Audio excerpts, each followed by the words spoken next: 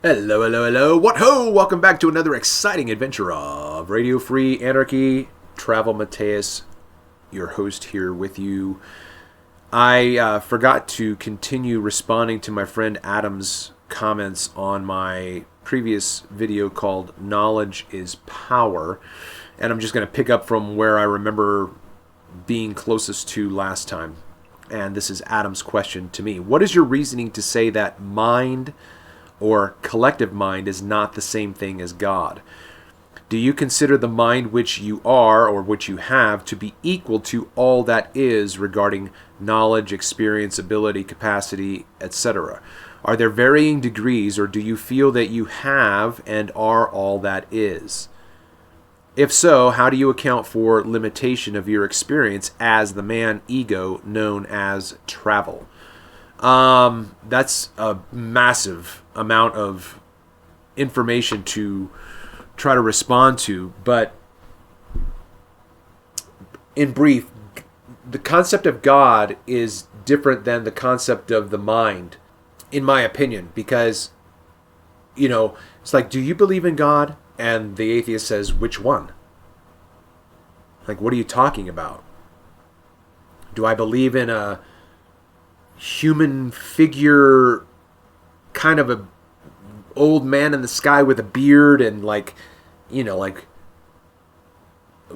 is this concept of God that you want me to respond to? So I don't equate the collective mind with God as a concept of a personal being, because I don't have any experience of personal beings except human ones, right? That's the only self-aware, self-determining being that I have experience with is another human being. So I don't have an experience of God. Everything that we believe, as opposed to everything we know, everything that we believe has been given to us from a third party. That is not ourself. I know certain things that only I have experienced. But I know them. I don't believe them. I know them. But when you tell me that you have an experience of God, I don't know anything about that. I have to believe you. So in my opinion, belief is on a lower scale than knowledge. Okay? Do I consider the mind which I have to be equal to all that is? No, because as you mentioned right now, there's a limitation. Like, I don't have full access to every ounce of knowledge. Or I don't know how to access that. The limitation, the way that I account for the limitation of what I know is my ability to remember. That's my limitation, my inability to recall. I wake up and I remember something of a mystery of a dream. Oh, what was that dream? I can't remember. I can't recall. That's the limitation. Everything that I've known, everything that I've learned, everything that I've understood is in my experience. But I don't have access to it. Like, I'm not hungry right now, but I could go put something in my mouth, chew it up, and eat it. But I can't do that with all of my memories. I can't just go to September 17th, 1986. I could, I should be able to do that right now. I should be able, I know it. But I don't know how to do that. So that's my limitation of what I understand about my mind. And even my connection to the collective mind. Collective consciousness, collective awareness. That is intuitive to me. It makes sense.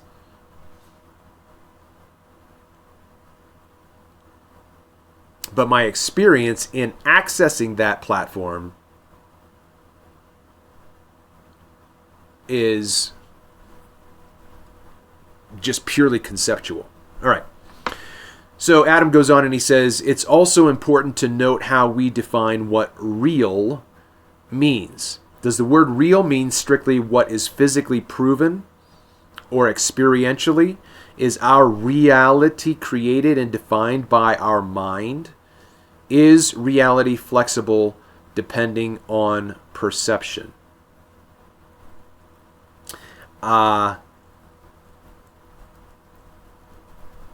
which is true is that which corresponds to reality. Which is why I don't acknowledge the model of heliocentrism, because the conceptual model is in conflict with physical reality. That which I experience on the micro, like here on good old terra firma, I never experience anything of the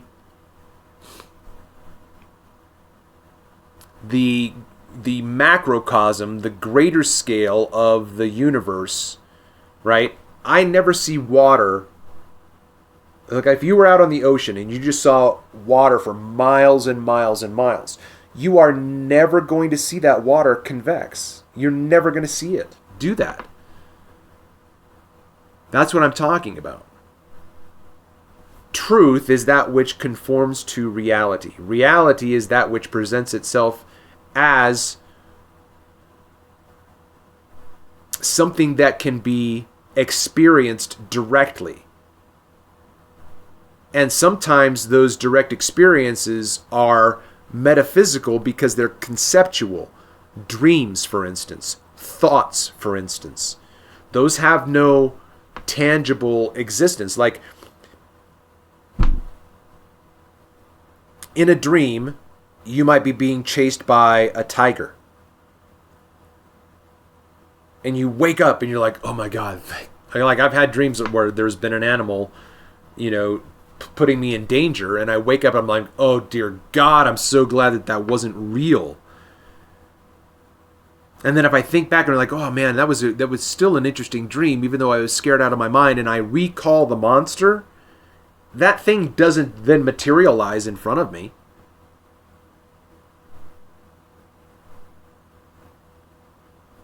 So, I'm not sure where I was going. Real. Oh, so thoughts aren't real. Thoughts aren't real, but thoughts are real. Because you can work out concepts in your mind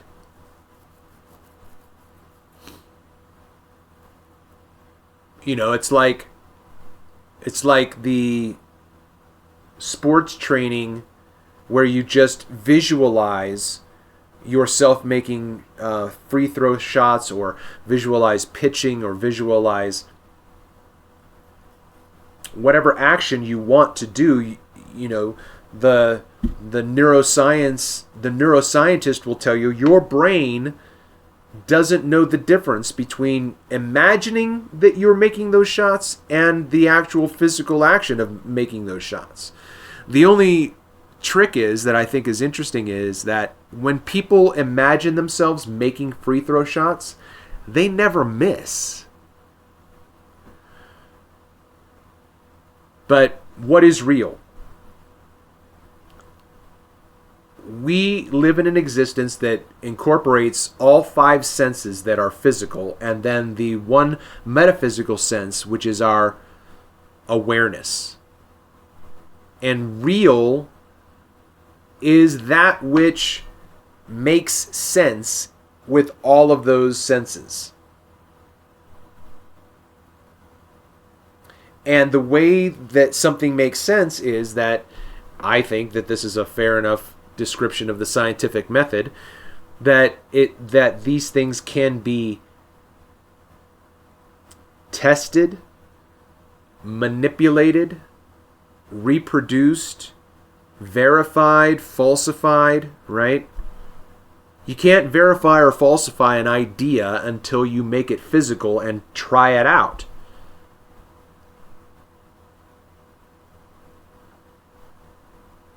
Well, that's my attempt in talking about what real is. Adam says, to me it seems that there's no more empirical evidence to support your claim that man created himself than anyone would in claiming that God did. But perhaps I would see it differently with more clarity of the meaning you attribute to some of these terms. Yeah, so what I mean by, at least as far as I can remember, what I meant by man creating himself is that humanity is the source of humanity. What created that tree out there? Another tree. Another tree, a previous tree. So all we have is infinite regress.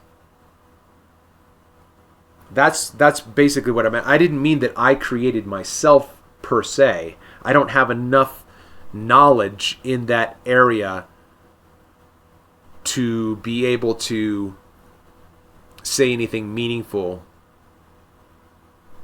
However, everything that you're looking at right now, including the tattoo that's on my, everything that you're looking at right now, I have created myself. So I have created myself, but I'm not the source of, at least in my experience. I could be wrong because, one of the Facebook correspondents said, that you chose this. I chose this avatar. I chose my parents. Like, before I came into this existence, we're given a choice. Like, how do you know that? Like, where's that storyline?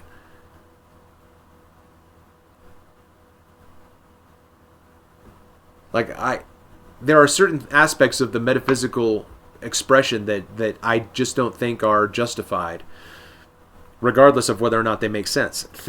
You can make something make sense if you create the arena wherein it makes sense that a wardrobe in an old home could be entered into by a little girl, and she then is transported into a place called Narnia. That could make sense once you get to the 5th book, which is the Magician's Nephew, which, by the way, if you're listening to the sultry sound of my voice at this point, and you have not read the Chronicles of Narnia, go buy the set, except the 1st book, which is now the Magician's Nephew, is originally the 5th book. So put it out of order, start reading book 2, and when you get to the Magician's Nephew, it's going to be so much more meaningful. Okay? You can make sense. You can make it make sense that we are on an oblate spheroid where everything to describe that thing is nothing like what we experience directly and empirically and sometimes even intuitively. You have to make up a system of existence to make that model work. And making up that system and making up those parameters and making up those maths and those equations and those ratios of mass and weight and inertia and force and action and energy, all of those things are simply a different version of a Greek myth. Have you ever had an experience that felt miraculous? In that moment, do you take full credit for connecting dots that you weren't even aware were in play? I think that disputes the idea that your mind is fully in control with nothing outside it influencing your experience. Again, I'm not sure that if I said something like that, that doesn't resonate with me right now, so I'm not sure that I said that. But regardless, I've never felt, nothing stands out in my mind as an experience of where I felt that I experienced something miraculous. Now, I can tell you recently that a buddy of mine has been texting me that he's manifesting money for himself, and I obviously have no direct experience with that, but he's basically talking about being in a spiritual mindset for him where he's been more focused, and he has been recognizing that he has a deficiency in his ability to provide for himself. And so he's in debt, and he's texted me now, and he says, I just got X amount of money from out of nowhere, just didn't it? And so I'm, he's saying that he's creating these expressions of a miraculous provision of money for him. And so I guess he would say that he's experiencing a miracle.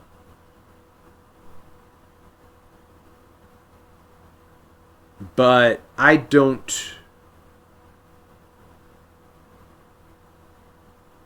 Yeah, I don't have any experience in...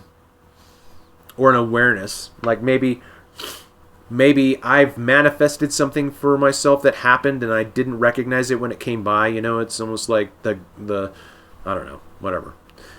So, for better or for worse, that's my answer to that. The way I see it, Adam says, the way I see it, I don't need evidence that I can present to anyone else in order to have the connection and experience I am having. I think I agree with that. I mean, like if I meet you 2 weeks after you had a spiritual experience, you would have to tell me that and recreate it with your words. You know what I mean?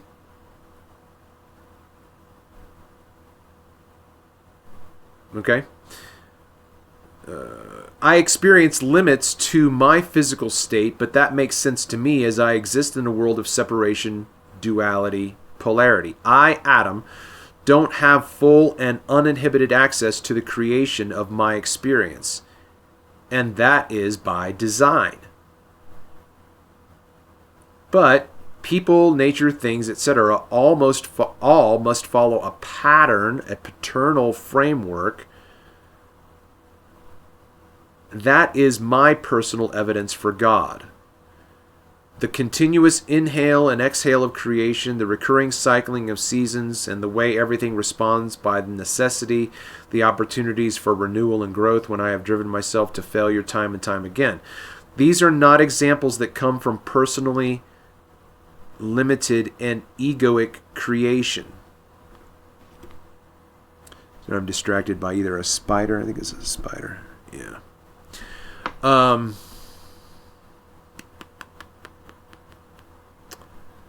I have free will to an extent, but I am tethered to God.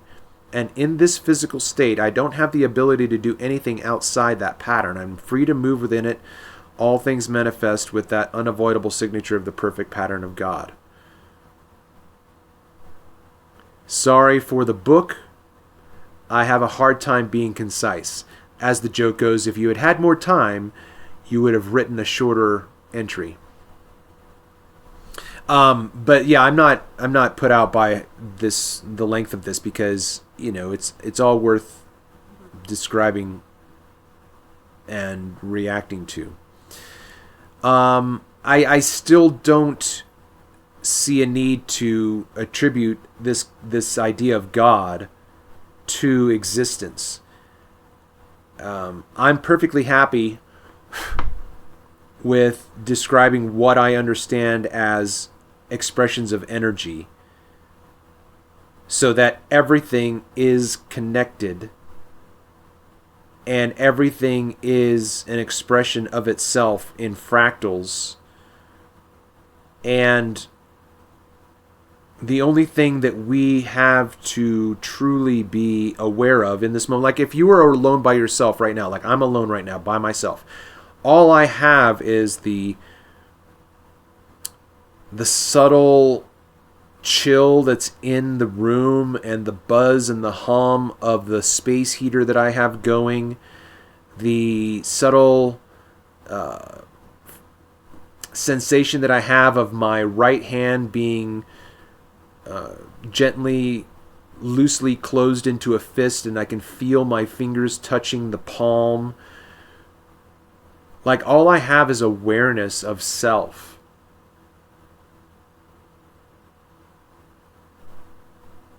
All I have is awareness of the blue sky and the wind that's blowing by the movement of the trees and the branches.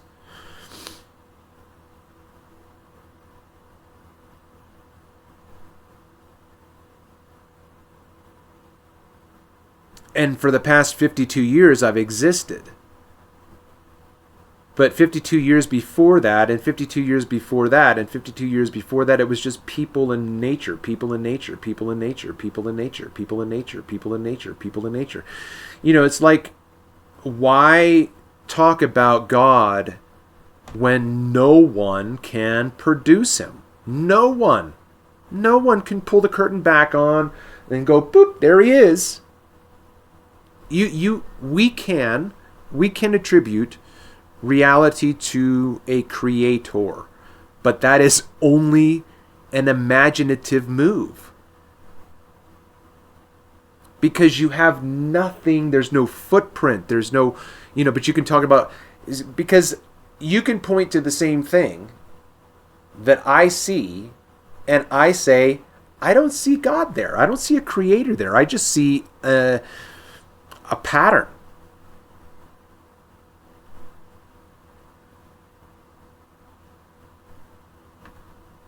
All right, so there's my answer for Adam, and hope that that was the worth of the price of admission. This has been another exciting adventure of Radio Free Anarchy. I'm your host, Travel Mateus. Until next time.